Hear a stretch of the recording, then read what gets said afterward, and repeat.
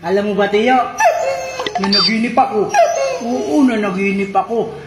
Sabi ng panaginip ko, kinuha yung lahat ng mga gwapo. Tapos kasama ako. Tapos kasama ako.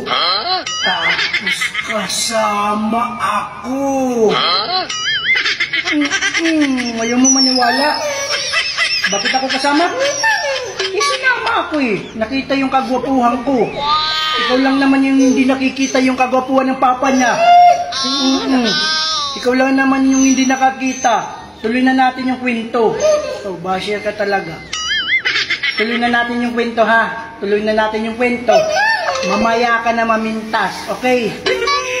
Tapos, dun sa panaginip ko, nagpa-contest. Tiyo, nagpa-contest dun. Yung contest dun, kung sino, di ba pinatawag lahat ng mga gwapo. Nagpa-contest dun kung sino talaga ang pinakagwapo. Alam mo ba, napili ako. Ayaw mo maniwala? Ha? Sinungaling. Huwag kang mangialam, Tiyo. Panaginip ko yun. Oo, panaginip ko yun. Huwag kang makialam. Ako yung, ako yung masusunod. Panaginip ko yun. Managinip kayong sayo. Ano na, napila ako. Tiyo, napila ako. Tapos, ako yung tinanghal na pinakagwapo nga napili doon. Tiyo, ako. Bakit tayo magmaniwala? Panaginip ko naman yun.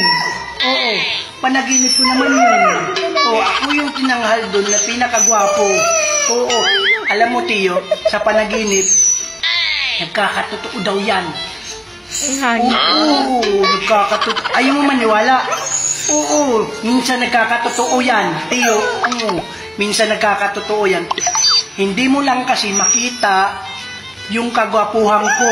Oo, hindi mo lang kasi nakita yung kagwapuhan ng patay mo. Lagi kang kontra, lagi kang basher. Ikaw yung number 1 basher ni Papa. Oo, lagi. Lagi kontra. Pag sinabi ni Papa, si Papa gwapo, kukontra ka agad. Ha? Gaganong ka agad. Nakakainis. Imbis na sumuporta kasi tatay niya. Ano? Ano? Magagalit sino? Sa taas. Magagalit nasa taas. Magagalit sa taas. Bakit? Sinungaling ako.